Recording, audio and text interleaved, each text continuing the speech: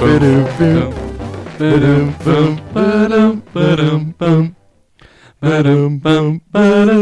know me. Do you know me though? I know you. And I love you, so guess what? Guess what? That's me. That's him. I'm me, and he's him, and she's she, and we're you, and we're me. And the wonderful thing about being together is me. Point Nemo. Got tired. Yeah. That's just a musical that they're working on in the Big Apple out there. They're working on a show for us. About Nemo us on Broadway. Yeah, kind of just like the sort of historic, iconic value that we have on the pop culture. Yeah, we've made in history, and basically that's just like a little sample of it, and we're gonna how we started the yellow vest movement. Yeah, and we'll be playing ourselves for the first 2 weeks of the run only, because obviously we have to keep doing the show. So. And then we're gonna have 2 actors play us, but me and Vince are gonna switch playing Rob. Every month we'll always be in the show. One of us has to be, because it's us. It's just us, man. This is us. But we thank our fans. Speaking of fans, we're like somber right now. Yeah, no, it is. It is a little light, but I mean. No, I don't know what it is. It was like We had the show. We had the song.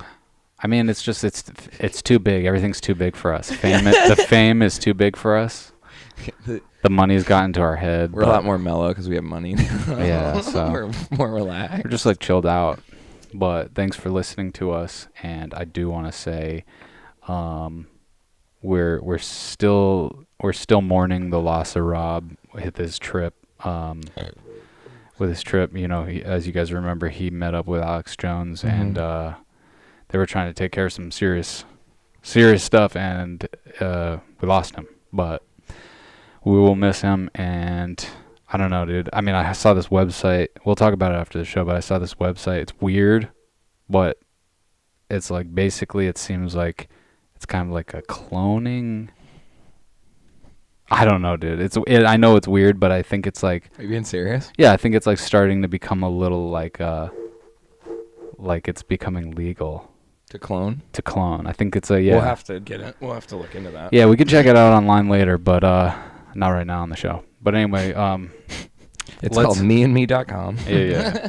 But so shout out to cannabinoidsheal.com. Yo, if you want to buy some CBDs, you know CBDs? Blake, yeah. You know CBDs? I do. I know CBDs. It's part of the chemical makeup of marijuana. Yeah, but this is without THC, dog, so it doesn't get you high. Shit. It just gets you healthier, man. Yeah. You'll look on the screen here. We got CBD cannabinoidsheal.com. This is where you can purchase some of your own products of your own. I'm going to click right here on shop now. This is how you do it, folks. Just follow along with what I'm doing right now. I just clicked on shop now, and now look at this. There's a whole variety of products. I could get some pre-rolls if I want. I can get some actual buds of CBD. Again, this is not going to get me silly. It's going to get me strong. It's going to get me in a good place. If I'm into vape pens, I can get one of those.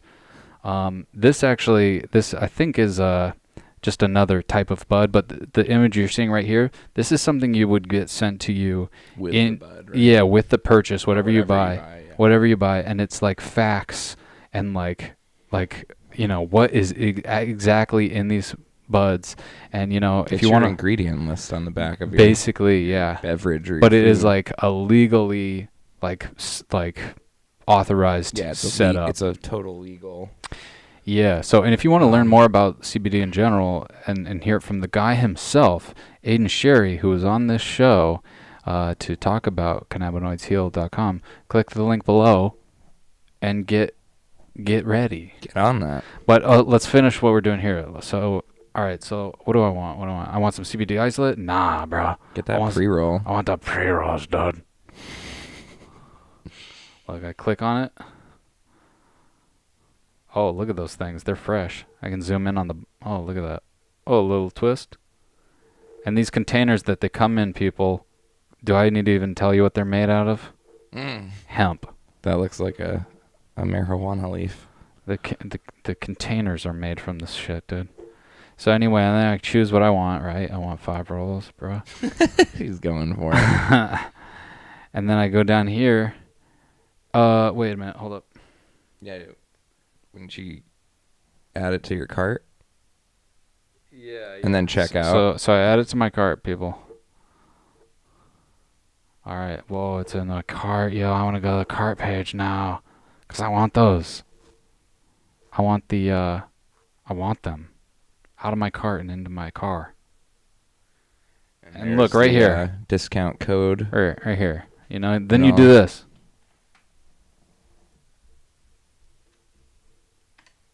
Type in Point Nemo, one word, lowercase, just as I have done. Enter all this information, my friend. Can you apply? Yeah. Okay. See if it does it. We're doing this live. This is a live tutorial. Oh. And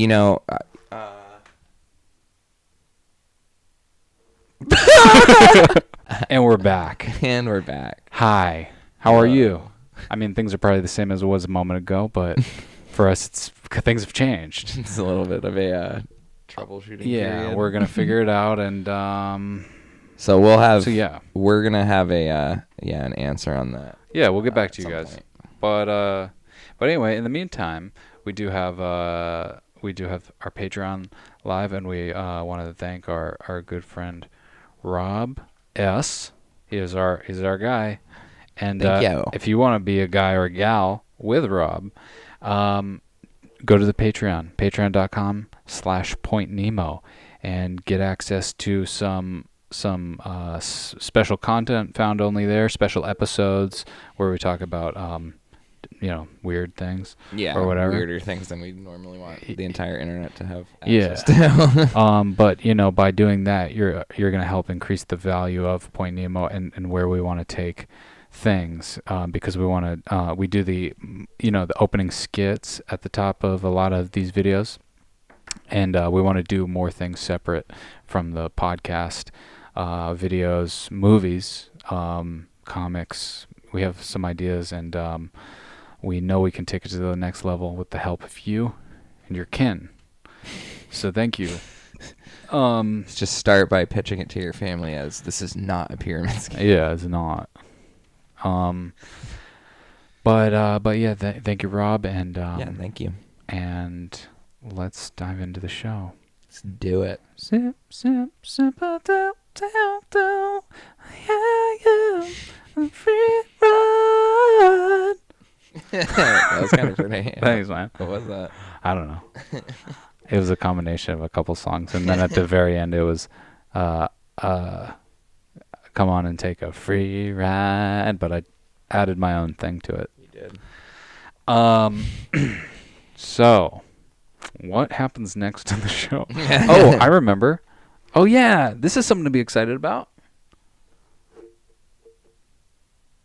The music review.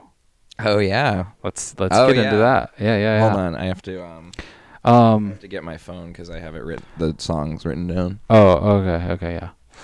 So I had been talking to a good friend of ours. His name, he goes by the alias Dirty Harrison, y'all. And you can find that's his SoundCloud account as well.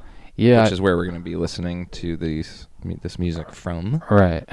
I need to talk to him to get I don't know if he has anything on Spotify or anything like that, but we'll get all that kind of information for you to check him out. And his links will be below here.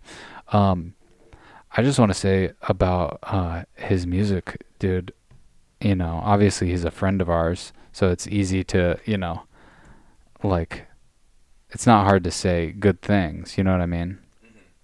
Yeah, he's really talented at what he does, talented. Dude. Well, I actually have 2 songs. Not that we're going to play 2 of them, but I had to I'm kind of having You're still torn. Already torn. We'll flip a coin live. And I had to I don't know because I do actually. Oh, you first do? Song I wanted to do, but then that's the thing. He has a huge catalog of great, a lot of really good songs. How about this? we'll write down what the two songs are, and we'll link both specifically as well, so that they're at least accessible. So if you want to listen to the song that we didn't play out of Blake's top 2, just check down below and get down. But also check out his other songs, man. I mean, you know, with Harry, dude, it's always been like, for me, like,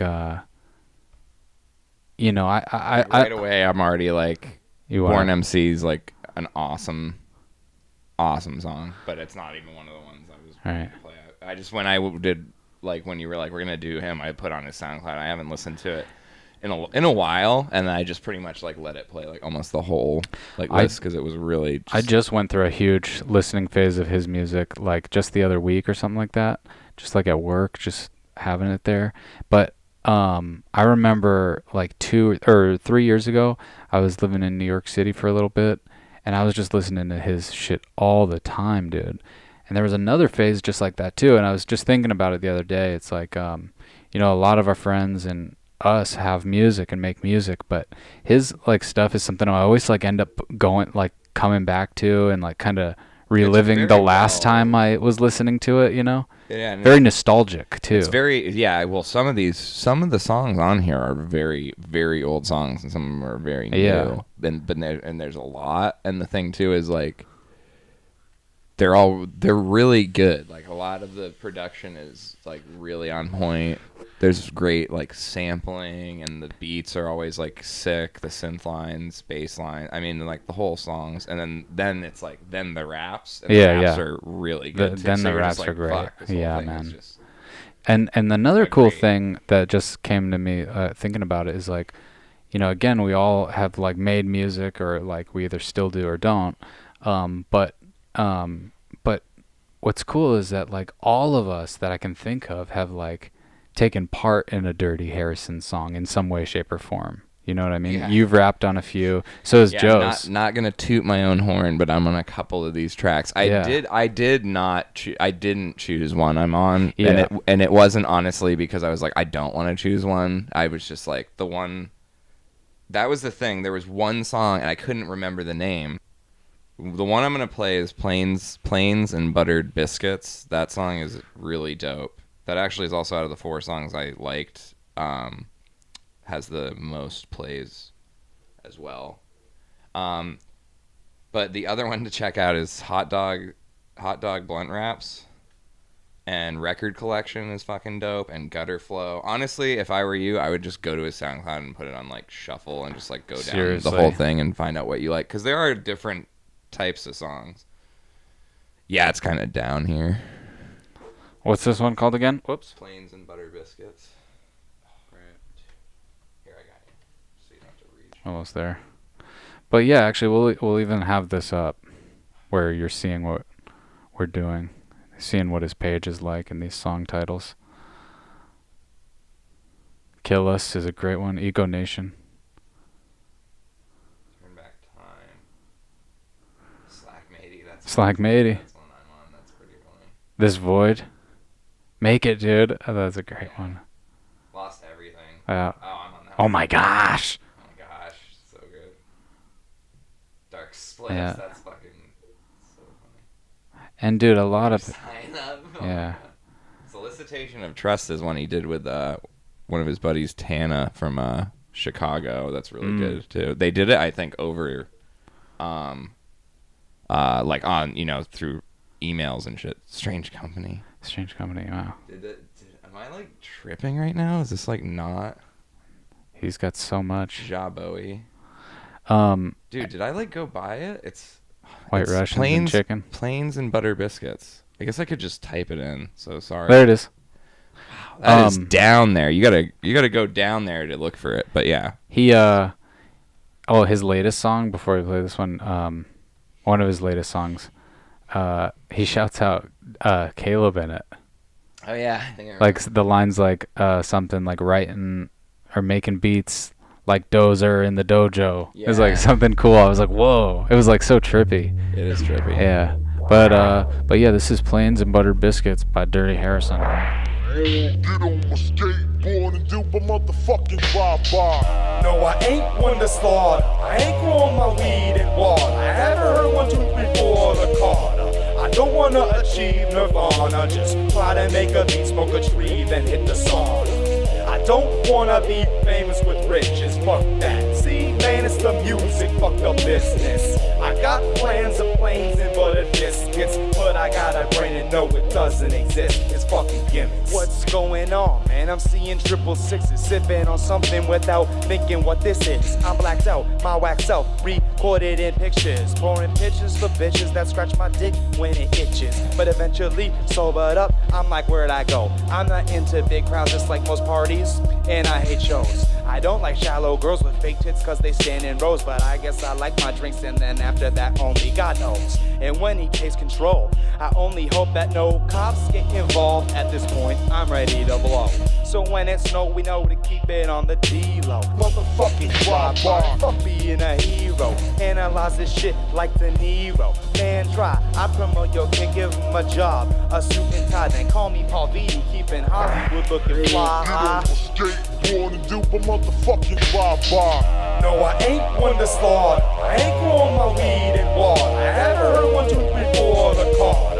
I don't wanna achieve nirvana. Just try to make a beat, smoke a tree, then hit the sauna. I don't wanna be famous with riches, fuck that. See, man, it's the music, fuck the business. I got plans of planes and buttered biscuits, but I got a brain and know it doesn't exist. It's fucking gimmicks. My head explodes from all the sounds, some call flows, swag, some call clothes. Process of making goddesses become hoes. Let's make a toast and attempt to impose ethics on a mass of misinformed, tormented souls. But how is he supposed to make a difference knowing he chose a way to expose himself verbally? When I become dirty, you know I become thirsty. I wanna taste without the chase, a bitch in a jersey. I got herbs, perps, greens, whatever. Drugs get cracked, smell a treasure. He rolls a blunt, there's nothing better. Sprinkle beef like cheddar cheese on taco supremes without grease. I say please, and she seems to be pleased as well. It's so dank you take a puff, everyone smells. A stoner kid that looks high, it can't be disguised. There's a trail that will follow us no matter how we try. So Get on my skateboard and do a motherfucking drive-by. No, I ain't one to slaughter. I ain't growing my weed in water. I haven't heard 1, 2, 3, 4 the Carter.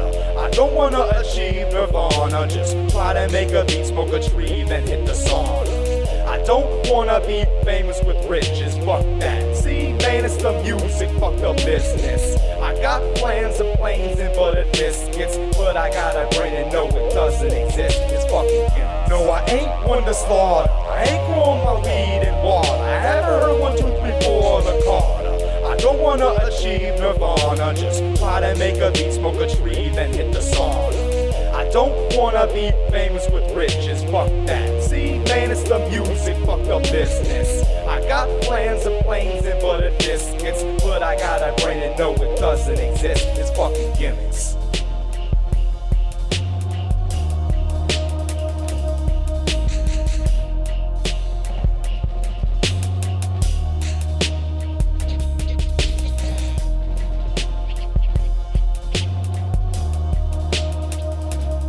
We're back. We're back. Planes and Butter Biscuits by Dirty Harrison. Once again, definitely just check out Just that whole check it SoundCloud. out, dude. Yeah, because honestly, There will be something anyone can like. Yeah, because know, listening to that track just now, I was like, yeah, remembering all these other songs or like parts of other songs, and just like how, you know, when you put that collection together, if you listen to it like back to front, you would hear like the true phases of like an artist. You know what I mean? Oh, for sure. Like the different not genres, but like the kind of change, the getting better, you know, at stuff, and the differentiating, maturity, yeah. like being well, like one thing with Harrison and like with making that music with him, so on occasion, or even just like listening to a new track that he like is showing you, he does sample, you know, like a lot, Yeah. like straight up samples vinyl, and doesn't just sample like, you know, records that he would buy to listen to. Like he goes into like record stores and like blindly like grab stuff. Oftentimes, I think he's told me because of the covers, and he'll just like it'll be sometimes it's like he grabbed one album and it was some type of like prog rock fucking 70s album, and he got like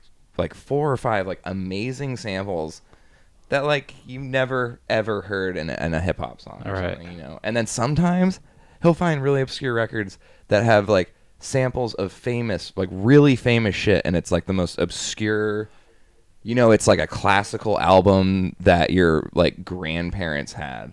Right. You know how that's always like at Goodwill's or anything, you go to the record section, it's like all of it's like classical because like nobody really wants classical vinyl, but some of it's really, really good. I will say I went to a Goodwill in Asheville, North Carolina though, and I scored my copy of Oingo Boingo Dead Man's Party in the vinyl bin. So just because of what I said about it only being classical, do not avoid the record bin. No, you just gotta dig. It's great. Going back though, it's just he like also in doing that, it affects the way I think it affects the way he produces a song or write. Like it makes him differ up his approach to writing songs a lot, depending on the sample. Sometimes he doesn't always sample. Some songs are straight up all. Well, the thing is he appreciates hip hop on such an intense level. Definitely. Like, and it's so cool, and like I love, like, you know, it's been a while since I've chilled with him, but I used to love hearing him kind of go off, like kind of just talking about the artist that he's showing me, and like, you know, talking about his passion for hip hop. Shows me a song he's listening to. I don't think I've really ever been like, it's not that great. Usually there's something about it because his enthusiasm. Dude, for like a lame way of saying it, he's like a connoisseur of hip hop. I mean, he knows like the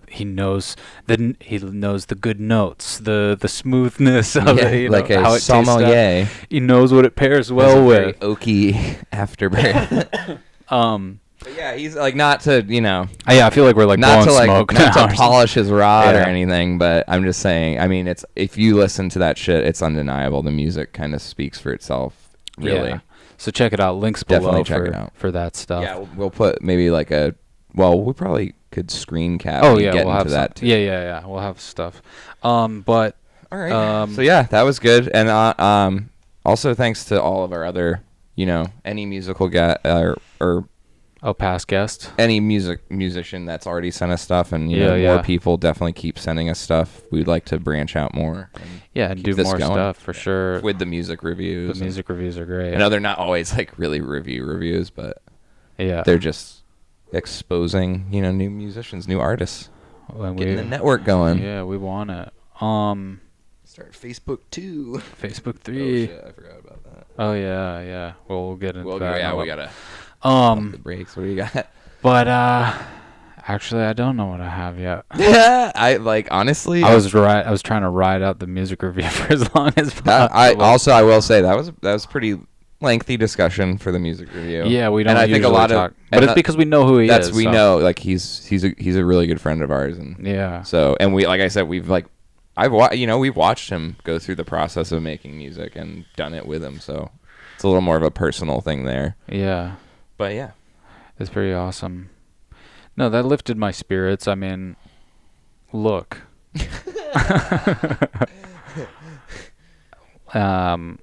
It's hard to do the shows sometimes, you know, and be like super like positive and stuff. I mean, we're only human. I consider us like a variety show of sorts, you know, so I do like try to stay on the side of like being funny and silly and having life isn't always funny and silly. No. But that's the thing, though. We come together to do this. I think, for me, it was kind of like, I was like, this is a burden sometimes. Right. But then you embrace that burden, and you're like, it's like, dude, if we didn't want to do it, we wouldn't do it.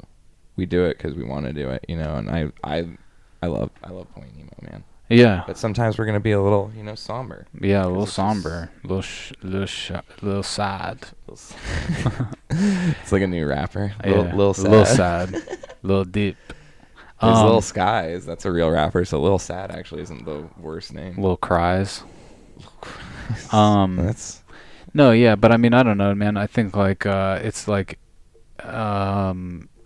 important for everybody to embrace depression in some way, shape, or form. Doesn't mean like just like let it be a burden to you. Like if you need to get help in some way, you got to do that.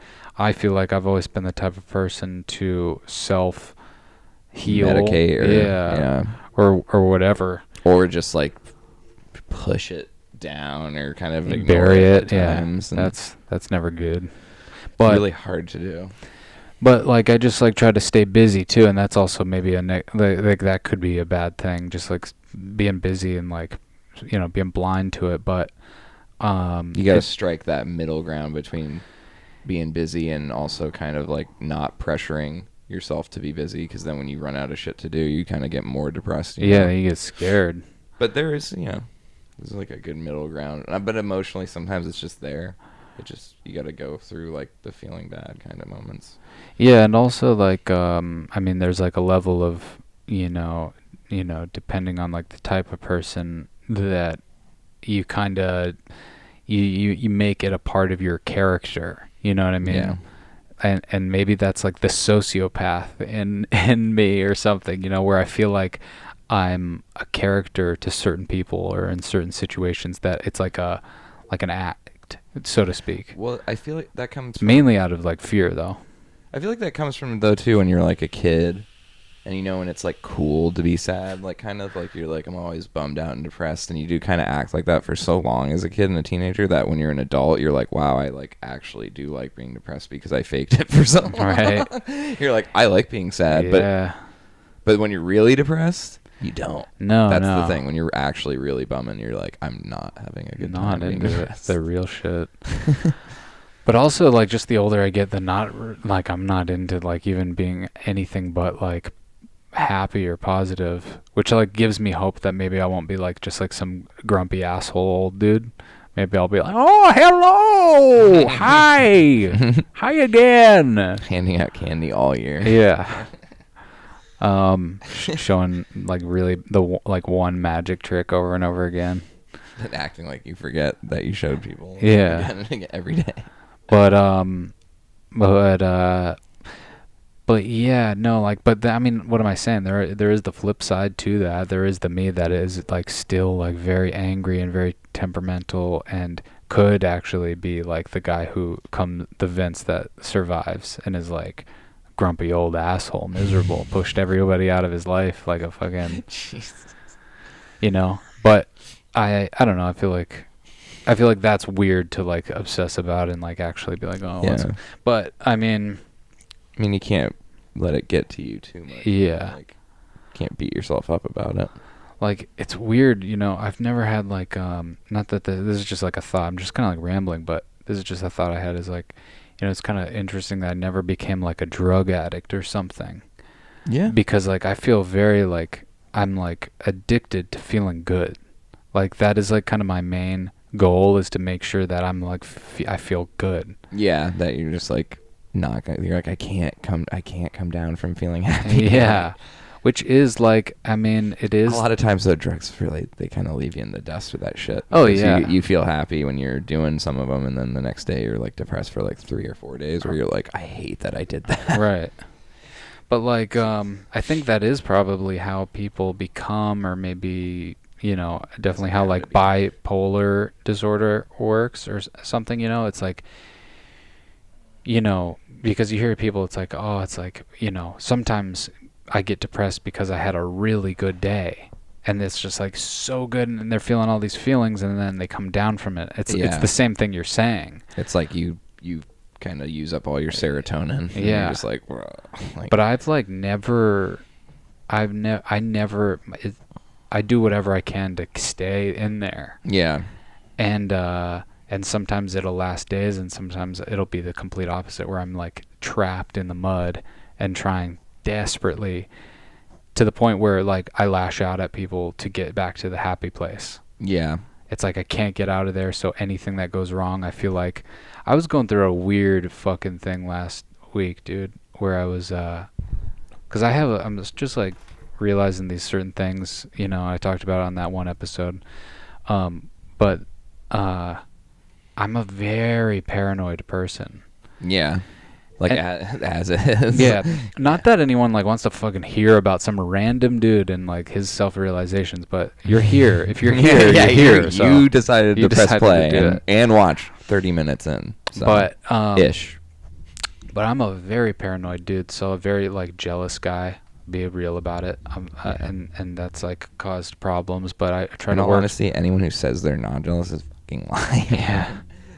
Everyone has that, Yeah, they've got sure. a thing, but then there's a level, there's a point where it's like, all right, dude, like chill out. And there is, but like, if you're with somebody and you see them talking to somebody else and they're like making your partner or the person you care about laugh, I mean, are you telling me no one? My first thought is like, you're fucking. No. My first. See, that's fucked up. That's like my second thought. My second thought is like they totally are fucking or something. But my first thought is fuck that guy. Like immediately I'm like he's a dickhead. He's a piece of shit. And then my second thought is fuck her. I'm mad. But you know what I mean? Not like aggressively. You're just in your own head. Yeah. Just like random thoughts. It's like stages. Yeah. You go through like fuck him, fuck her, they're fucking, and then you're like I'm an asshole.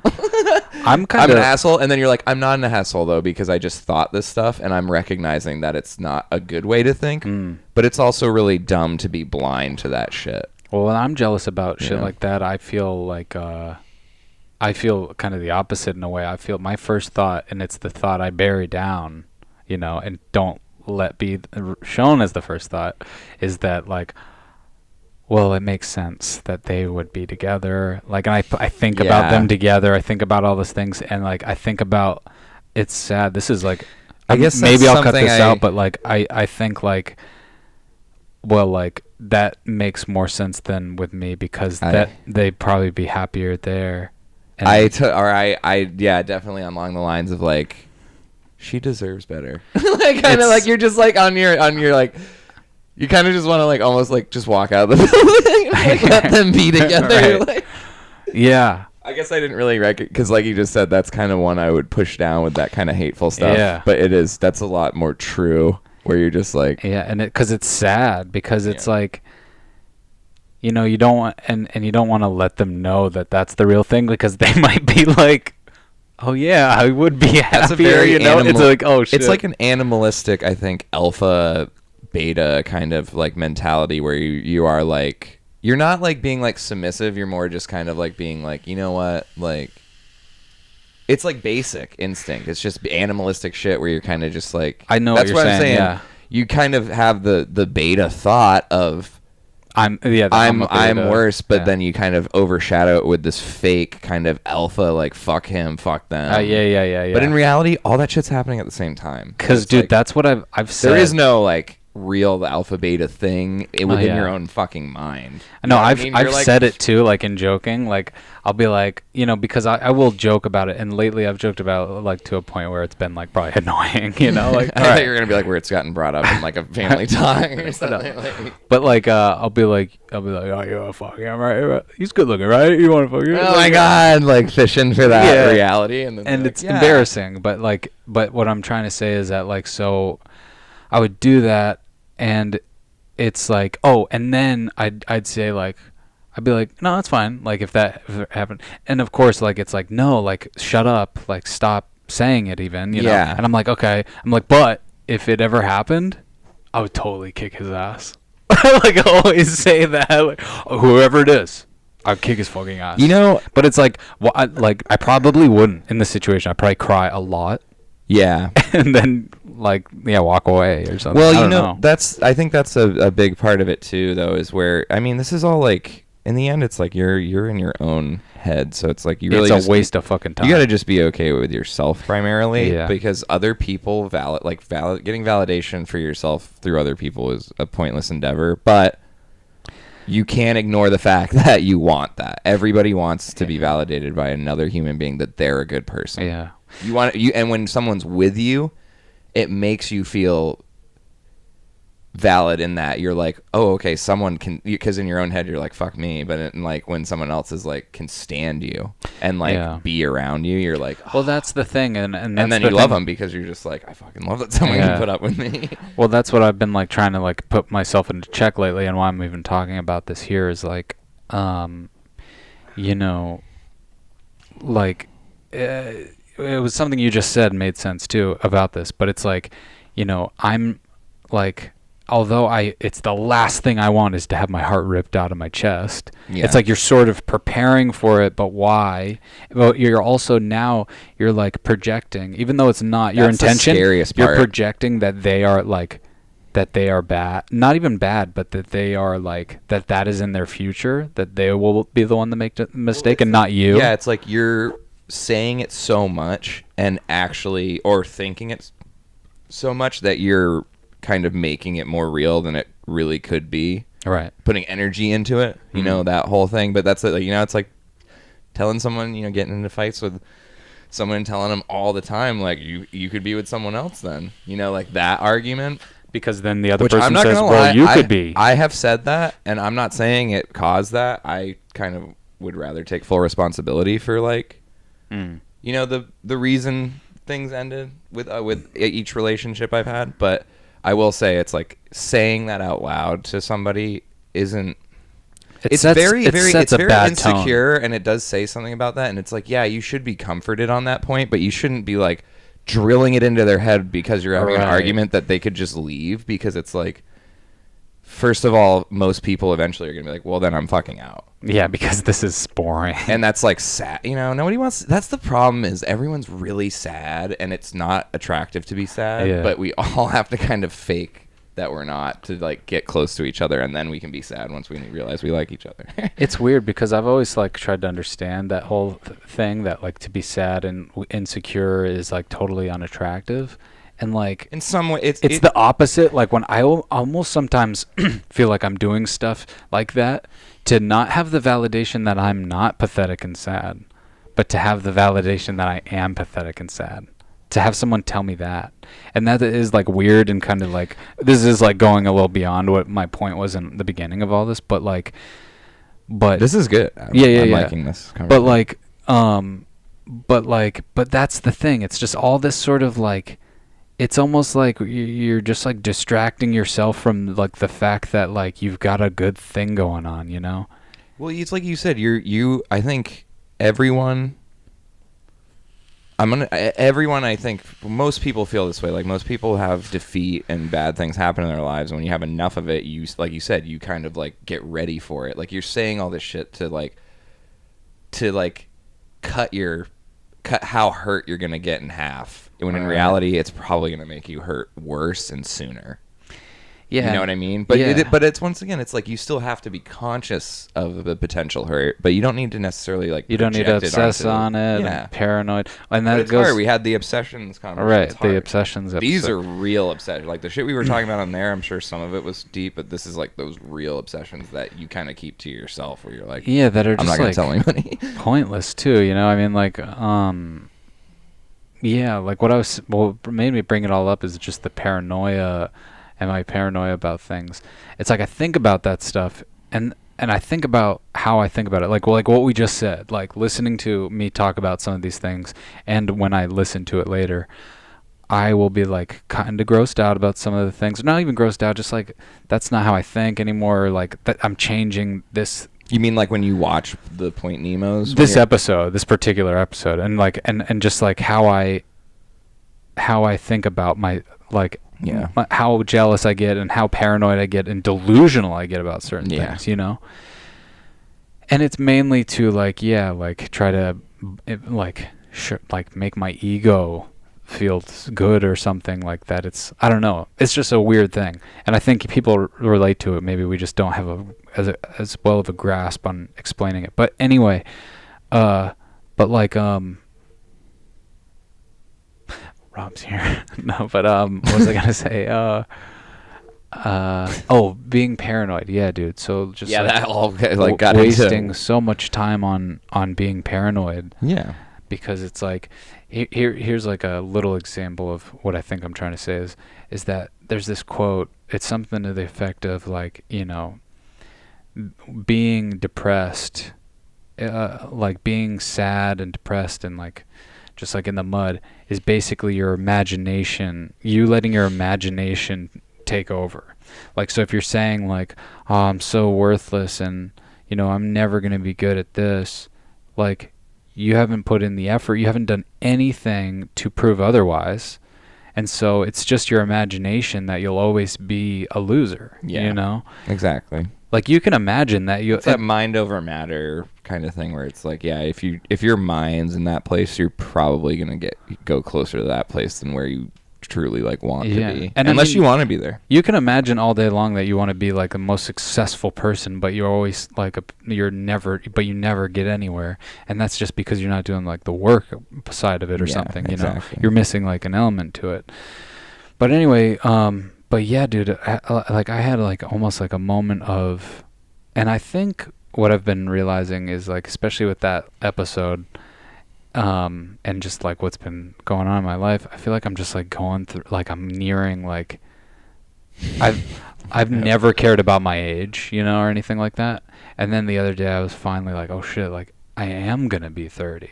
Like I'll no longer be. It's funny. I was like, all I could think when you were saying I was like, I am gonna die. Like that's all I don't want that. You know, I mean, who knows? Who knows what that's like? So maybe. Yeah. But not soon. No. But it is scary. I think I brought that up. You know, when you're a kid, like I'm gonna die when I'm 25. Oh yeah, and then yeah. when you're like 25, you're like, I don't want to die anymore. I don't want to die yet. But yeah, dude, I've just been like getting like so paranoid about just like certain things. I like had this moment where I was like, yeah, I'm like I am actually getting older, and I'm like seeing it happen. And then you know, with trying to find out who my dad is, and just like mainly the consuming thing about that whole thing, because like, you know, it got, even after that episode, I went down a huge deep rabbit hole. I was like in front of the screen all the time. And it was bad, dude, and like I got called out for it. Really? Yeah, because it was bad. There was like, how long were you on the computer? Were you just like, dude, there was one night where I literally I came home from work because I was just thinking about it all day at work, and then I came home from work and I fucking sat down at the table, and I didn't stop until probably 8. So from 4 to 8, and then after we put her down for bed, I was on there until like 11:30. So it was like literally the like entire time. I you know, and then like it just like started like realizing that it's just like too much. And I finally I kind of like slowed down. I'm still like in it, and sometimes it's a little too much, but it's not like that. And that kind of happened more than once in like a week's time. Yeah. And it's just like I always kept feeling like I was getting close, so I'm like ramping it up, and then it's like that's not how it's working, Vince, you know, like chill out. And but anyway, and then just with like who I've been talking to, like in my quote family on these sites, like everyone's just so vague, and it's hard to fucking like actually communicate through these messages, that I literally started to think that I started to have this very like delusional thought that like I was living in some sort of like Truman Show, like they're messing with you, lifestyle, that they're messing with me, that everyone is messing with me. Well, as far as I know, I'm not fake. I know. Well, I mean, but I don't know. That's what you would say to me. You know what I mean? I also don't know though if I'm saying that of my own accord. So, well, like maybe I'm programmed. Here's one thing that like spooked me out about it, because I had the thought for a little while. I was like, man, I think everyone's fucking with me, because I was like, how am I this close? And it's hard to like explain and tell people like what that means. I'm just saying like that I'm pretty close with like who I have related to me. They're closely related to me, but not on my mom's side. But I just can't find the fucking key, you know? Yeah. But they're so close to me. They're like second cousins, you know what I mean? So, but I know everything about their grandparents, their aunts and uncles, and their great aunts and uncles, and their kids. Anyway, I'm like just so fucking irritated all the time about that. Yeah. And so then I'd get like a new piece of information or a new family member. I'll be like, all right, and I'll run with that, and I'll get like somewhere in a dead end or something, you know. And then like, so I had that week, and you know, I got confronted about how it was like letting it get a little too far, and I was a little like annoyed by it, but I fully appreciated it and like understand it. I knew it while it was happening. You know what I mean? And that's why I probably was like sorry, like, you know, because it's like I knew, like you always know when you're doing something stupid and like no one's saying anything, and then they do it and you're like, what? Like it's like a kid, you know, like eating cookies, just like, what are you doing? And they're like, no. And all right, and we're back. So so I was just like, I'll wrap this up. So I was just talking about you know, being delusional about this like situation, you know, like, so what happened is I was finally being like told like, look, you're kind of going too far. You're too far down the rabbit hole, Alice. And my reaction was, as I said, like guilt, like being like, yeah, you're right, but also like hiding that and being like just a little like stubborn about it, you know. And then, but it was also like paranoia set in. I was like, it almost feels like everything is like stopping me when I get to a new place or something. Yeah. And I think I had like come to like like I had all this new information, and I was like about to like tell her, you know, and like, but she didn't know, you know. And then like, and she told me, you know, that I'd maybe be doing this a little too hard. Yeah. And so then I just like kind of like stopped for like just a little bit, but not like completely. And then, you know, and I even was being like, you know, pretty like dramatic about it too. I was like, I'll just stop entirely. Like, you know, like, but also I mean that too, because it's like, it is so like, I wish I could. Yeah. Like if I could, I really would. But anyway, but so she would like, as she was telling me this though, like I had already had the thought for like about a week, like about the like sort of like Truman Show thing going on. I'm like, what if people are like, you know? And then she like said this to me, but as she was saying it, I wish I could remember what she was holding, but she was holding something. It was like a product, you know, it was like a product. And it just made me think of that scene in Truman Show where his wife is like talking to him, like, and being like, come on, just like, you know, like stop. And it's like the camera like slowly zooms in on like something like she's holding. Peeler. And then there's the one where he's on the edge of that dock or whatever, and his buddy pulls up, and it's like the beer. Right. Where he's like, you sure you don't want like a refreshing Coors or something? Yeah. So I was just, I'm gonna partake in a Pabst Blue Ribbon. It's not the Truman Show, Vince. It's not the Truman Show. Shit. Wow, that just adds to my paranoia. No, but anyway, I just I mean, dude, even if it was, it's kind of like flattering if somebody would go through all of that effort to fuck with you. In a way, but it's just like, it'd be fucked up. It'd be so fucked up. Really fucked up. I mean, yeah, like not to be dick, but it, like, yeah, the dad thing, that would just be because that's design. Part of the film too. That's part of the Truman Show. Yeah, they kill off his dad. Well, yeah, but he like, remember his dad kind of like keeps infiltrating and trying to tell him. Trying to come back. Yeah. And then they kick that one girl out that he falls in love with. Right, because she like wanted to, she started giving him signals that like this is what's going on. She felt bad. And then they took her out. You know, when you watch that movie, think about how fucked up all of those people working on that set, you know, for Truman Show, like not for the movie, but like in that world, like only 2 people really cared about, like had sympathy for this guy being sheltered in a dome. Well, dude, the money, I bet everybody was getting paid so much money. Only 2 people. I doubt that. Like that staff is huge. All right. I love the elevator one where it's like the elevator door opens and it's just like a behind the set. Yeah, and you're just like, and they like close the door really like, quickly. It's like, what? Yeah, and it's like, no, like I saw it. Yeah. That's when I would be scared. That was Oh man, when you see something. If you saw it, well, dude, if you see the ultimate one where the light fell. Yeah, from the sky in his yard or whatever. That shit. It is fucked up that they kill his dad. Dude. In a boat, and by spoilers, or kind of, in a boat, so it gives him an irrational fear of water. Right, because remember... And they're on an island, or he can't leave the... like there is a bridge, too. And he can't go over the water. But he won't go over the water because he's afraid. See, that's the one thing, though, where I'm a little bit like... I don't find that phobia that... I'm pretty terrified of water. I've never been... I'm scared to go over bridges when they're high. Well, and he's like 30-something years old. So he's like... You'd never leave? Well, remember when we went to New Orleans? Right. There was like a highway over the fucking like swamp for like miles, dude. So it would be like... I don't know. I don't see the big deal. Yeah. It's only a big deal until when the bridge collapses. All right. And you're fucked, but... It just it was a safe thing for the movie to do. I think it's more believable because it's not just from the boat. It's because his dad like died. Yeah, from and because the Jim Carrey, like when you watch that scene, it's like it's believable. You believe that he's actually that scared that he would never fucking leave this place. Yeah. But that movie is so good, dude. It's got to be honestly,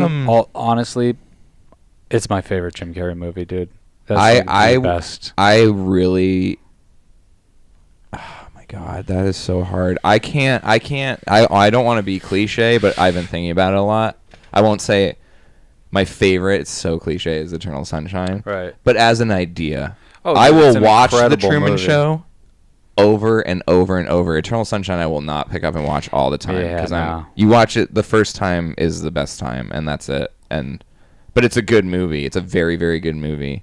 Yeah, because that type of Truman sadness, you survive. You know what I mean? But that's why I would probably even say maybe The Truman Show is my favorite because it's an amazing movie and you can watch it like over and over. You really can. And it's like that's Jim Carrey's like that was his first like serious thing. I think that was big. It wasn't like a comedy. I mean, you could. Well, there's Eternal funny Sunshine, moments I feel like sure, but gets the credit for being like Jim Carrey's ultimate breakthrough, it's like an but indie it's like film no, too, The Truman Show wasn't a comedy, right, like, at all. The funniness in it is actually the insanity of like that whole situation. Yeah, if anything, that's a great movie. I was gonna say it's such a good movie. That one, I forget who was that English teacher with the glasses, shorter, in like high school. I think it was like freshman year. One of our I don't know if we were in the same class, but one of my English teachers in high school played that to be like, this is like, I don't even know why. She was just like, it's just a great movie. She just wanted to dip out. I think it was kind of, yeah. And you know what happens when they put the movie on? Heads go down, everyone take a nap. Seen this already.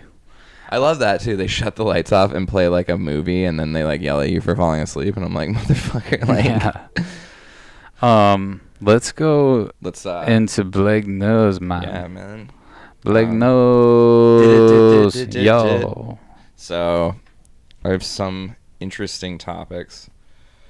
So that I forget what episode it was where I brought up the Chinese social credit system.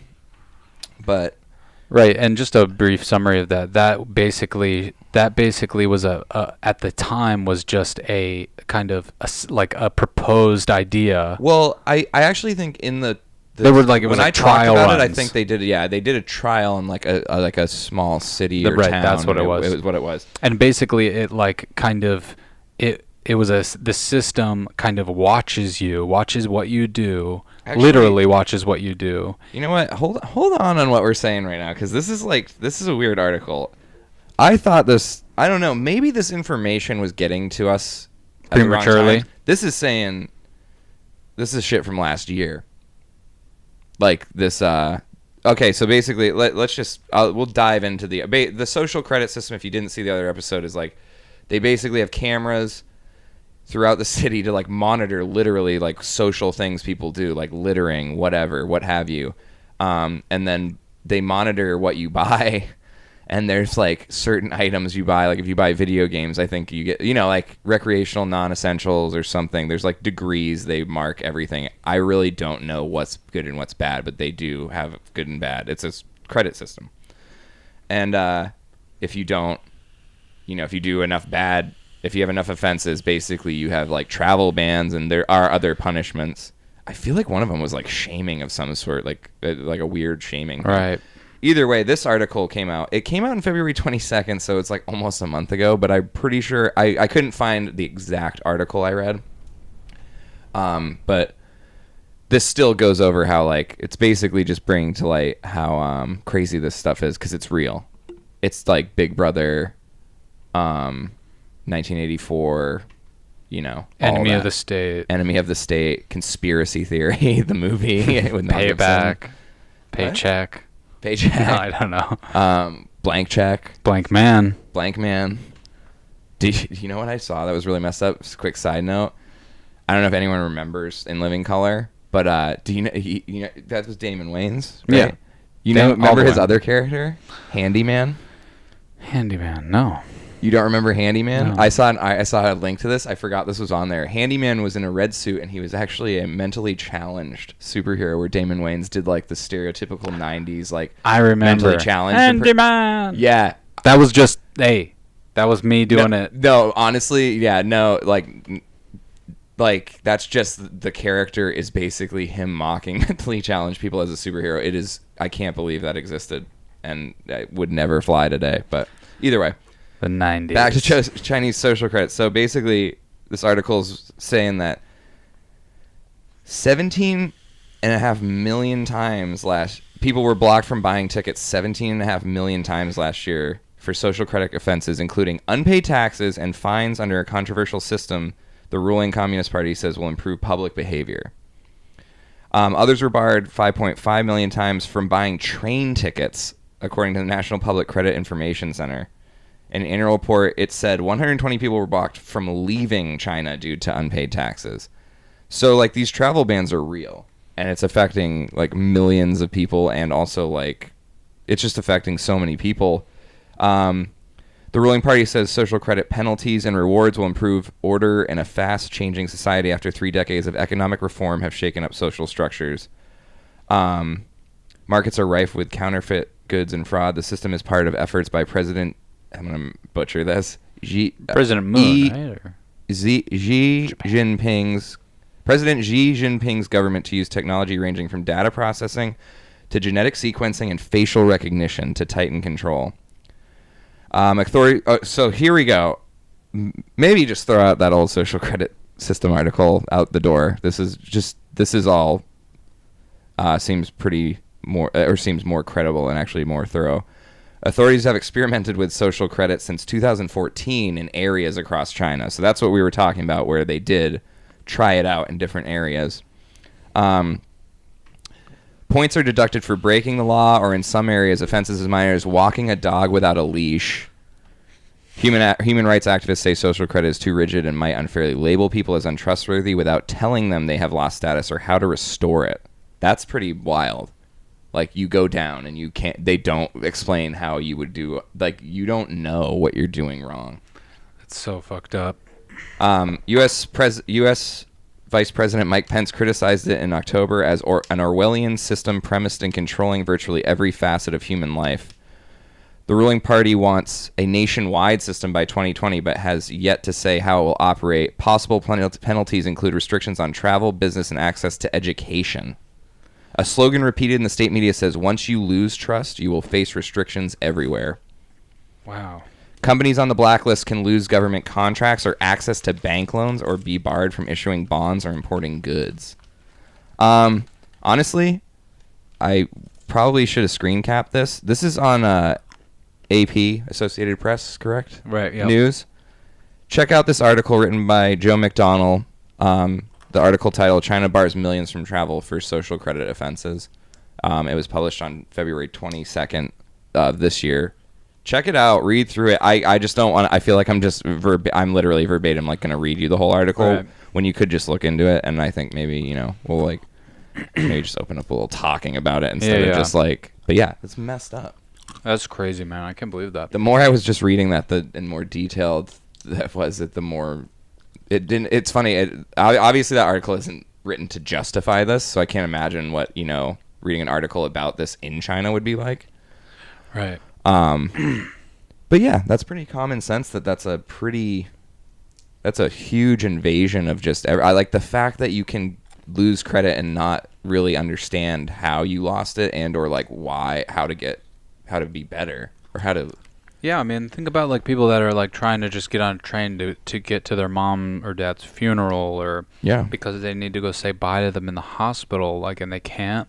And I feel like you're not getting like a fucking. I mean, I don't know. Maybe they have an app or something where you get an update that's like, you have shit social credit, you can't go anywhere. But I'm sure, like you just said, I bet like the person's rushing to a train and gets denied to buy the train ticket there, or to like go get like a new heart for themselves.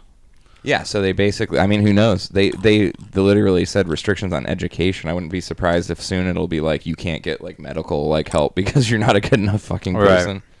Right. And all the people who would be probably defined as those bad people would probably be too like, you know, financial, like, well, like poor to really do anything about it. So they probably just spiral down into like a worse thing. It doesn't sound like an effective system, but who knows? I don't know. People need to figure this shit out, man. Yeah. We only have must be bad though. I'm like, is it that bad there that they had to do something even worse to make it better, or is it just like they're just so trying controlling something out? Yeah, like no, it's ridiculous. But yeah, check that out. I mean, it's really interesting. I like to keep reading up on it because, much like everything else in the news, it's totally gonna fade away and not even be talked about soon. So kind of like Fukushima.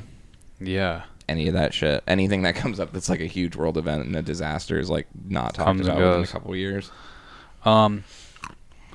So let's go into this next thing. Well, about I have something else. Two other things. Okay. We can just touch on briefly.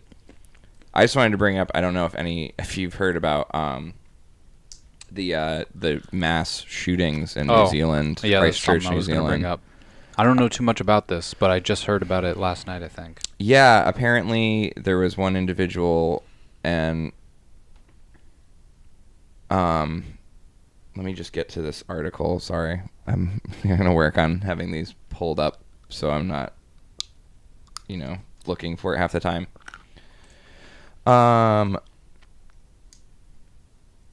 Yeah, this article. I've read different articles with different counts of the destruction this one person basically did, but he went and he did two shootings at two mosques, right?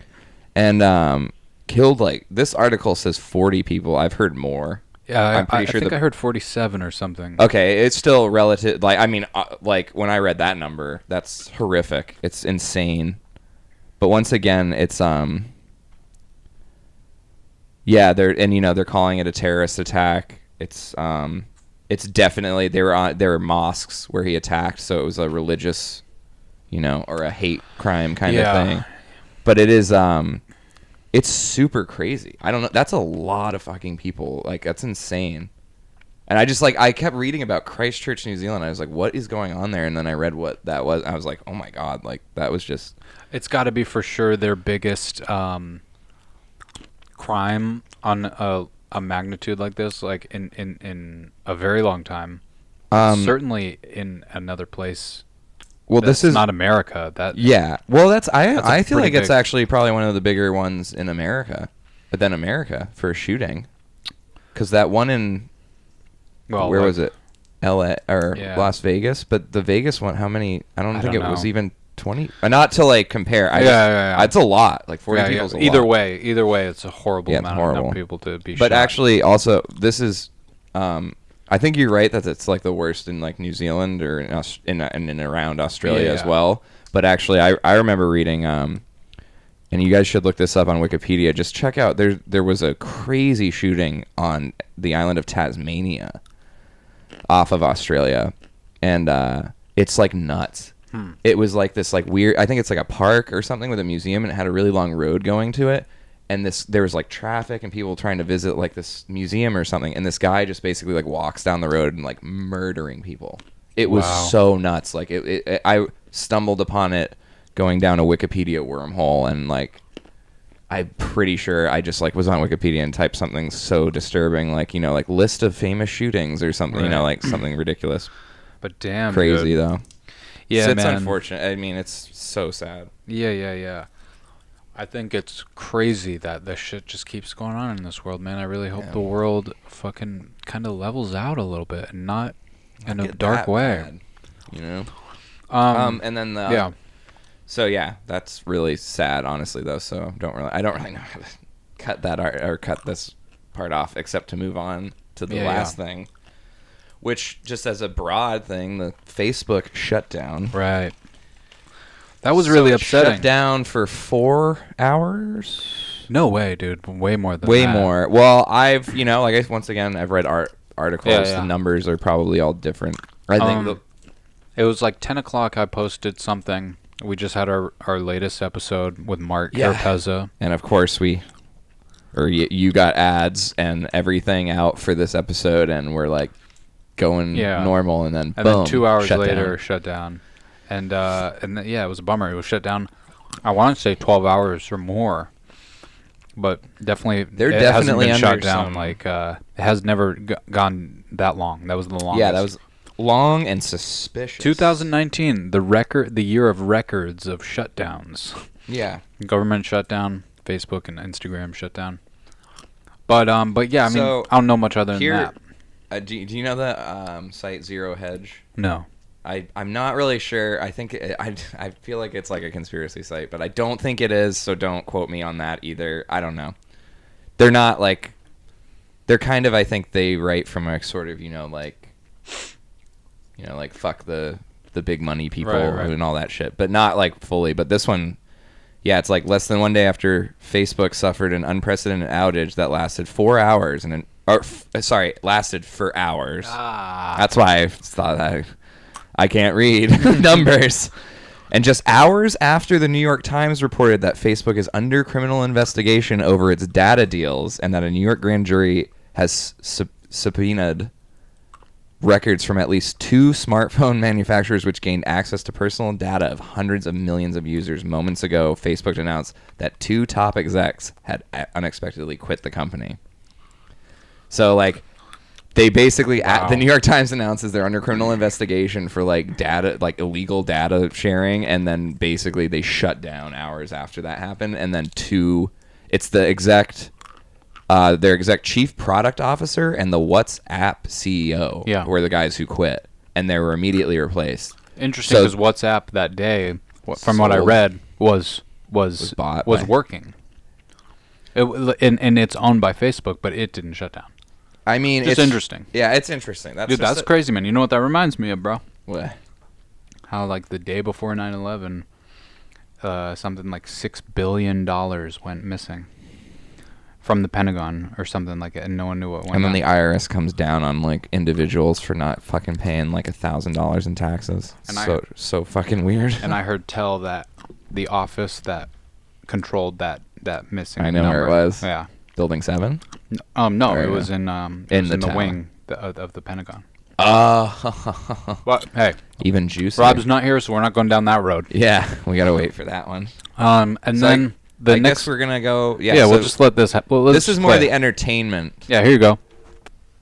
Y'all killing me with this.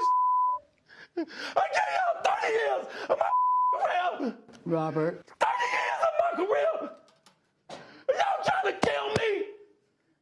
You killing me, man. That man's in jail right now. He dodged the bullet once, but he can't dodge it again. No way. Getting caught. So tell us what you know about it, man. I mean, well, what I really know is that, and we're not going to talk about this either, but I feel like this is basically him. R. Kelly and MJ are in similar situations where a sort of dramatic new documentary series has come out, and now they're getting like, well, at least R. Kelly, because he's still alive, with us. But he had a Lifetime documentary series, which I started to watch, and it's very, very similar to the Finding Neverland in that it's Finding Neverland. Finding Neverland. Oh my God! I'm sorry. Finding Neverland. Both good movies. Sorry, the HBO documentary Leaving Neverland.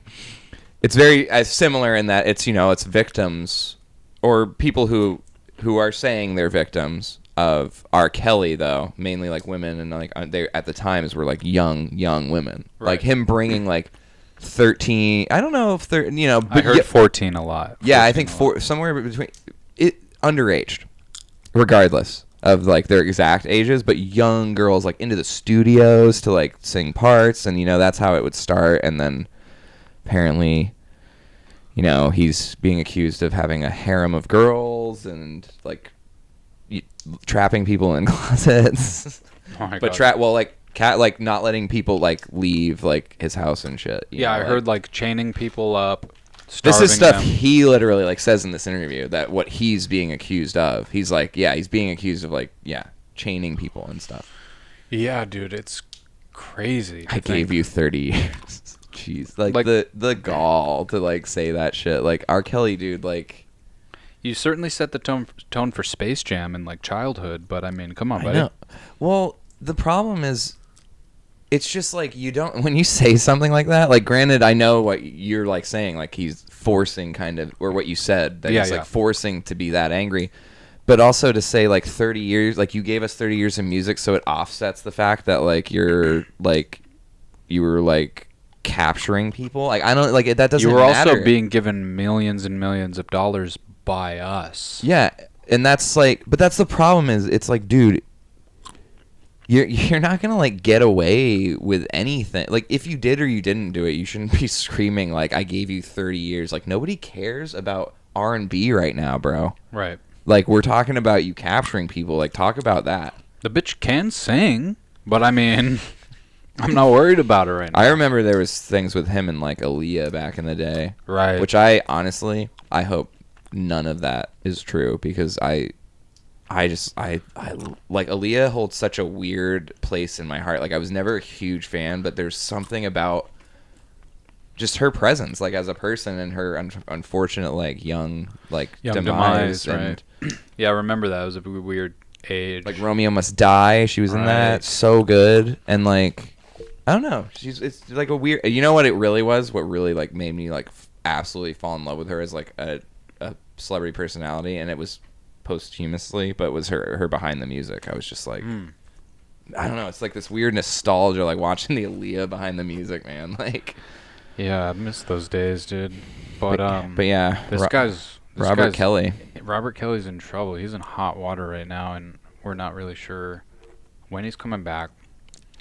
He's gonna be chilling up in the prison with Robert Durst. But yeah, this is a very weird time in life. All these people getting busted like this. But it's weird too, because I am not saying this in the least bit. I did not, I didn't watch. I watched maybe 10 or 15 minutes of the R. Kelly one, and it's like a series. I don't think it's just like one show. But it is weird. It's like coming out after these like sort of like. It makes sense because they're pointing out. It's a documentary about how he did this shit to people, and it's people claiming that he had done this to them. So it makes sense, but yeah, it's like it's pretty crazy. They're kind of like the show comes out, and then it's like back in the light again, like back in the light hard, and then like all of a sudden you went from top brass to. I mean, with this, I can't help 30 years. That camera guy, I love how he. Did you see that? Yeah. Y'all trying to kill me? You killing me, man? That camera guy on the right there, if you look, it's like he's kind of chilling because it's like pretty calm. But once R. Kelly gets up, he's like,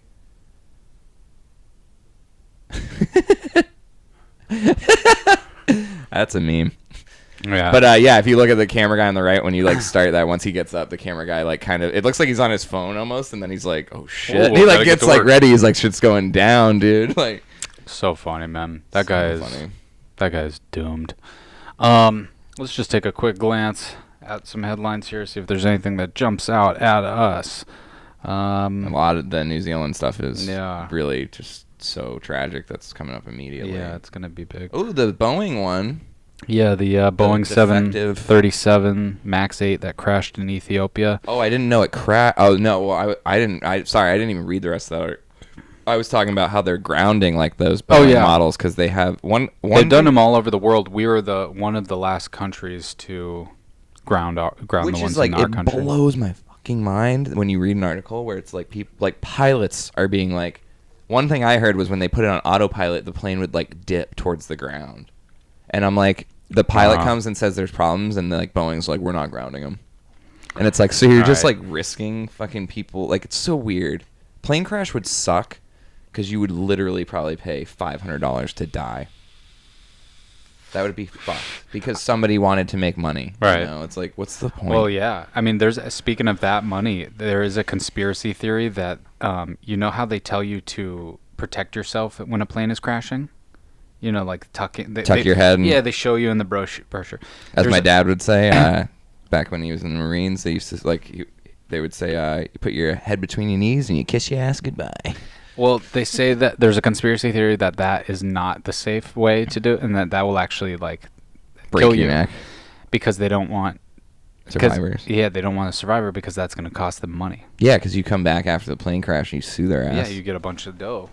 But I thought that was. I very think we should interesting. ban planes. Yeah, I'm done flying, man. This is I want to point this out because I love MMA, and I think there is going to be I think there is going to be a good year for MMA this year. We're gonna have to get his Conor McGregor's whiskey in here one time. Oh yeah, man, I have a bottle. You do? Yeah. Is it good? It's pretty good. I don't know whiskey too well. I'll bring it the next time. Maybe we'll have a little special segment of a whiskey tasting or something. Yeah, maybe I should get a new bottle actually, just because I don't know what mine's like. But anyway, what? Oh, I need to clean up it's the mess I made. Oh, I thought it was static from the mic or something. Sorry. Okay. Yeah, Conor McGregor. This article is not. I'm just gonna briefly say this. Tony Ferguson, MMA fighter. He just came off of like a terrible knee injury last year, and then he went up against Anthony Pettis and won that fight. It was a great fight, and he's kind of next in line to fight Khabib, and Khabib and Conor just fought, and Khabib won. But Tony's kind of in line for that fight with Khabib. Khabib's suspended for a very long time, so who knows when that fight will ever happen, right? But anyway, long story short, Tony Ferguson, his wife, has put a restraining order against him or something like that because Tony seems to have kind of come unhinged. I guess he was throwing holy water at everyone all around his house and ripping the fireplace apart in the walls, saying there's people in the walls. This is a really powerful athlete, a brilliant jiu-jitsu artist, and he literally was one of the first kind of superstar I know MMA that fighters. The name is super. He's older, right? Yeah. Some would say that even Conor McGregor kind of took emulating. His flashiness and his just badass. I will say though, with weird behavior, I think it would be safe to say that probably would come with being an athlete in a particular sport like this, where you're getting your fucking dome. Hit. Yeah, man. Because I know that's a big thing with I know primarily I would hear information about the NFL with concussions and how they affect mental instability, and I think there was a suspect a football player who actually committed suicide. It might have been from having so many concussions. So I think mental illness can be attributed to this stuff. Especially with he's older too. Yeah, he's fought a lot. Especially MMA, dude. You see it all the time lately, and a lot of people are getting smart and retiring really soon. George St. Pierre is a legend, and he just retired, and he's totally healthy. You know what I mean? I mean, not totally, but he could fight a couple more times, but he just is he knows where it could go.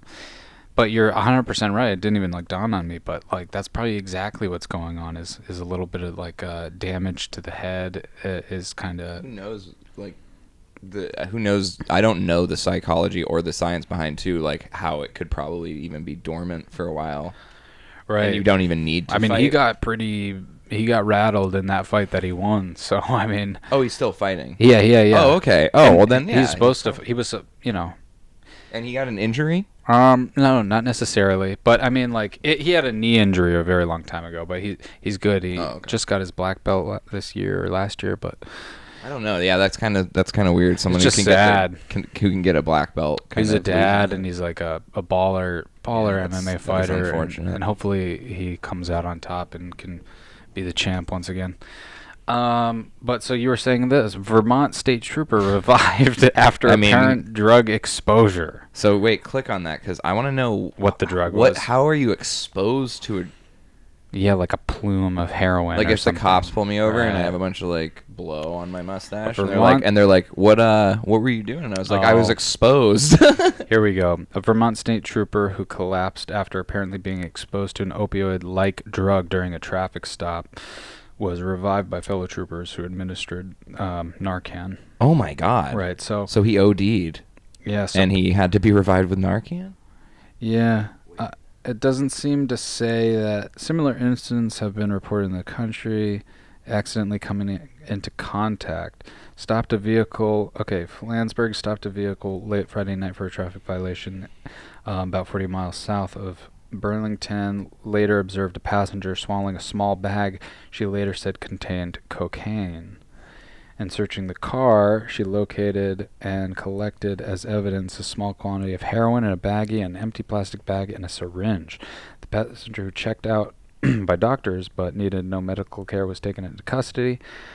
Here we go. While transporting evidence, she began to feel ill. He began to feel ill, and he collapsed in the parking lot of the barracks. Wow, so they don't really even... He was administered 2 doses of Narcan, and he received a 3rd dose. Dude, I mean, I don't know much, man. I stay away from What? kind of this shit, but dude, but what's going on with drugs right now, especially heroin, is like dark. They're cutting it with everything. Yeah. And it's like you hear about what they're cutting it with, and you're like, why? Which is honestly, and I am not going to say I'm a saint here, but I will say this to all the kiddies watching out there. It's definitely not, like, worth it, Yeah. If you're getting into, like, any of the more chemical, mass-produced, nasty narcotics and opioids. I mean, that stuff is just... It's dark, dude. Don't It's go like down it's that not road. even. It's like like the stuff itself isn't even the bad part. It's literally like there's not just that stuff in it. Just That watch shit's the bad on its own, and they put like Drano in that shit. Watch the entire series of The Office and just chill the fuck out. Yeah. Yellow vest rioting still going on in Paris. I had no idea. 8. I was listening to NPR earlier. 8 weeks that's Damn. been going on. Damn. So that's a while. Like 8 weeks, I think, going on pretty hard. They were also reporting that the protesters, were like throwing smoke. But today, we're throwing like smoke bombs and Wow. getting like sprayed by riot police with like fire hoses and all that. But The world's a crazy place. What is man. that? I'm not. I feel so dumb. But like, what is they're trying to fight for? I don't really know, man. I know. I feel like everything is just so... there's so much. There's so much. And it's also similar. It's all like the, what is it, like a tiger with different stripes or something? And we just we can't really know, not just because of language barrier, but just because, like, it is It's separate presented to you in worlds, you know such what a- I mean? Like, we have no idea what shit really means there until you're there. One thing I do know that is, I don't think it's funny at all, but one thing I think that was kind of funny the way they worded it on NPR was they were like, and I hate that I'm saying this out of ignorance in terms of like I don't know what they're protesting for. What their demands were to kind of like meet with the president or have like some kind of like voice to be heard within the government for whatever their demands are. Which once again, I'm sorry, I don't know. There's many demands, but so they wanted to have this meeting, and I guess that was the demand that got met.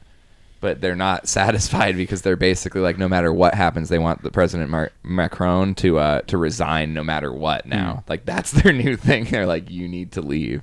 Yeah, I don't know much about the French president, not as much as I do like Putin, but the guy definitely looks smug. He looks like he could be like a gangster. Like, I don't know. I mean, yeah. He could be an asshole. Who knows? But that's what I mean. Like, I don't know enough about these other countries and their political system. I don't think I think he's doing something wrong because this is happening. So clearly, like, a big part of that country. He could be a businessman. He could be like a Trump. I don't really know. But I would imagine. I will say this because we don't talk about him enough, and I want to talk about him more and more. I kind of want to get hyped for this election because I think it's going to be interesting. Yeah. Dude, I'm all for Andrew Yang. I haven't checked everyone else out, but Bernie Sanders, after we brought him up, Bernie Sanders jumped on the ballot him on the episode. after we had Andrew Yang on. That'd be amazing. But yeah, Bernie Sanders is running now. He announced his candidacy. And this other guy too. I need to look at all the other ones and see if there's like somebody that makes a little more sense or whatever. But so far I'm all for Andrew Yang, and I really hope people can start looking at them. And I'm not saying like take this election seriously. I've never been one to do that. Vote And or die. I'm not saying that for this one either. I'm just saying that like I don't really focus on what the world tells me they want. I focus on what I want the world to be. Yeah, for sure. And I kind of fantasize that when I go to sleep at night, dreaming of the world I want, that the entities are like trying to make that world come true. So anyway, the DMT's kicking in. Sorry, but my pupils are like black right now, man. But so all I'm saying is that like I want to see the world with this man in charge and how he wants to see it too. So I just suggest people check him out. But I want to check out other people too, because Elizabeth Warren I know is running, and I need to look into that because her platform, it's pretty crazy, some of the things I've heard that she wants, and just as a Democrat I'm just like kind of fascinated at what I'm hearing, so I need to look at it. It's going to be I think this is going to be a really great election. No matter what happens, like it's in going to be terms of intense. like the options, I think the front runners are going to be a lot more diverse than people would normally like, which I think will be better. But I think it will be like a mess. I don't think it's going to be as like black and white with like Hillary Donald. I mean, eventually we'll funnel to that point, I guess.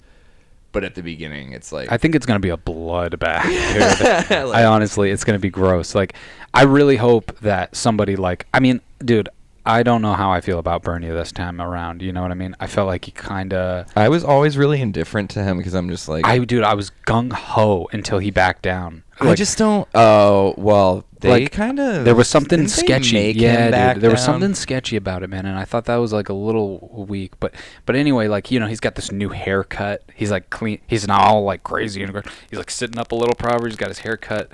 So I think he's like trying to, you know, try to seem younger again to try to win certain people back.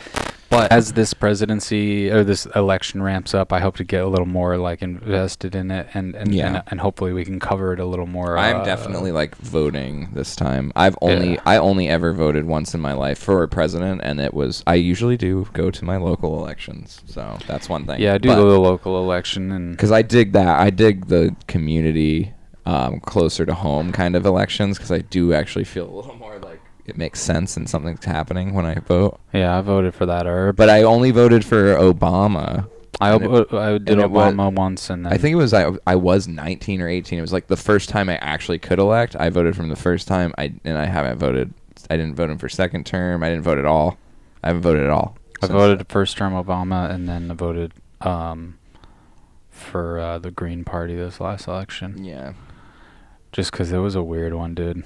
It was bad. I'm just glad because it will for sure be like the focus of things is like all the like, you know, weird stuff about Trump, but it's not going to be as like, I don't think it's going to be as dirty. You know what I mean? Yeah. Like when they do the dirty politics of like pulling That's shit what up. I mean. I think it's going to be a lot more, it's just going to divide people more, in that I think it's going to be more divisions than just two.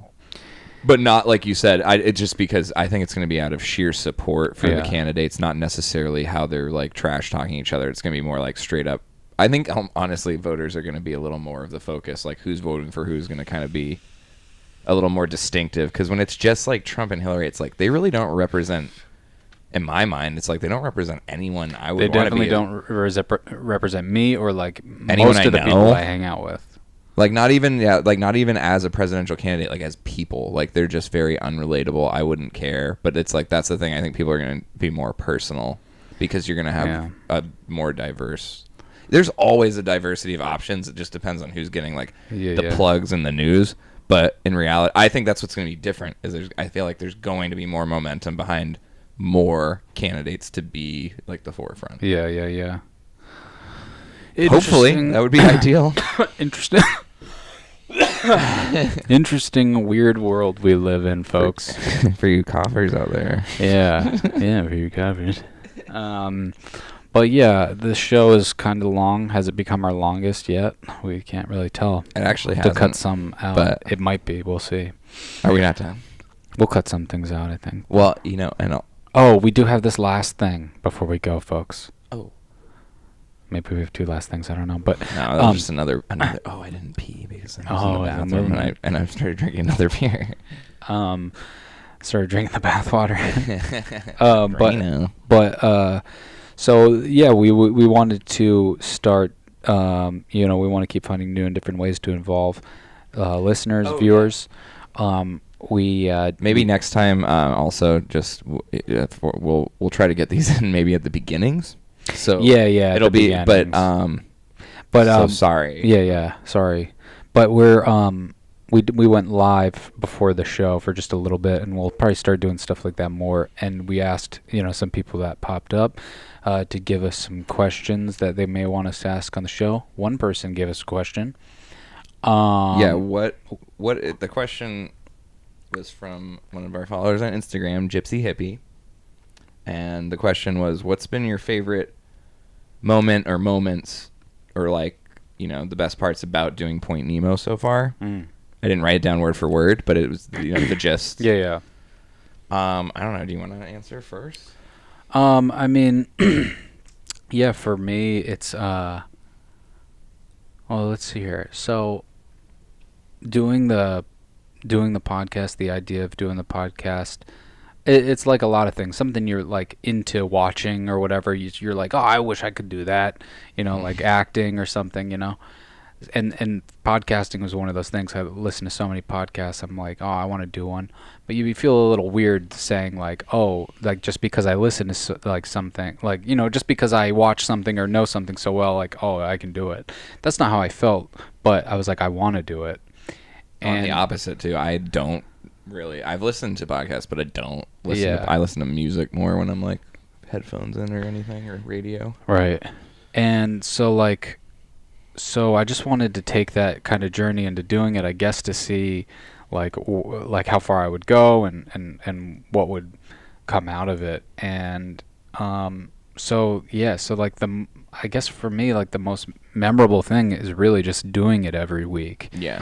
Because it's like it's becoming more of a place that's like comfortable and comforting, to just like be ourselves and just like shoot the shit, and like hopefully people get a laugh or or some perspective, or whatever. And also because I feel like I want it to make me learn more about certain things, and it's that's been the struggle, is like being like prepared maybe for a certain topic or something, but I want to get better about that in general in life, and just like get my facts straight, and like I like looking into things anyway, so I just need to like kind of marry the two and get better at that. But yeah, just like doing the show is just like is what's up, and that's memorable. But I mean, if I had to like actually pick something, two very memorable things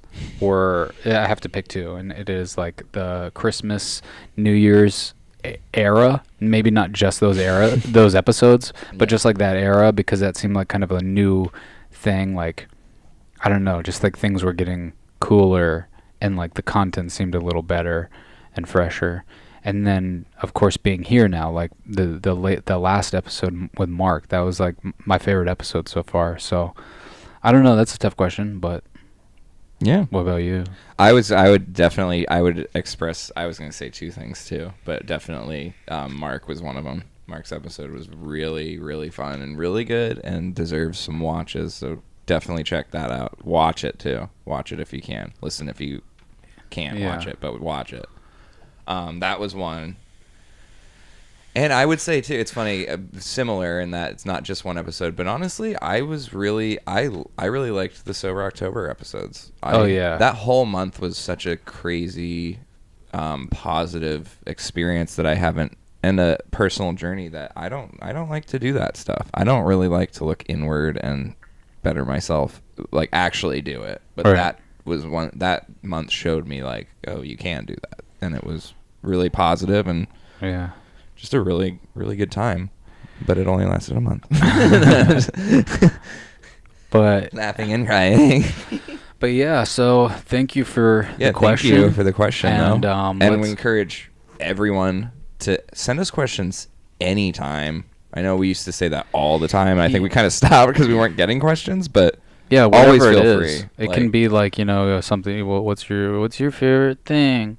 Yeah. Or like you have a question, like, maybe you're going through something. I don't know. Or yeah, if you want to, you can email us or contact us any way you want. I usually respond to most anyone that will message us on Instagram. So yeah, and usually like talk to them because whatever, there's not a lot of people that would do that. So yeah, you can hit us up any old way and give us a question, whatever it is. Because it'd be great to have like a couple that we can answer like at the beginning or end of each show, whatever. And once again, we'll drop your usernames. Yeah, and if you don't want it, you just say no. If you don't want to be identified, so sorry. But we'll figure that out through. But yeah, it'd be cool to have like more interaction, like a segment if we could get enough to do an entire segment of questions. But yeah, we're gonna close out the show, you guys. We didn't want it to end. We wanted it to just go on forever. Go into the night. Yeah, we wanted to be there with you at your ball game, but we're not going to be able to. Man, we gotta go. We gotta go away. We got to go, man. But yeah, thank you guys. We don't ever say it, but check us out on social media at Point Nemo Show, at Point Nemo Podcast on Instagram, thepointnemopodcast at gmail.com. And this has been episode 26. Long one. Longy but a goodie. I know me. Do you know me though? I know you. And I love you, so guess what? That's me. I'm me and he's him and she's she and you're you and we're we. And the wonderful thing about being together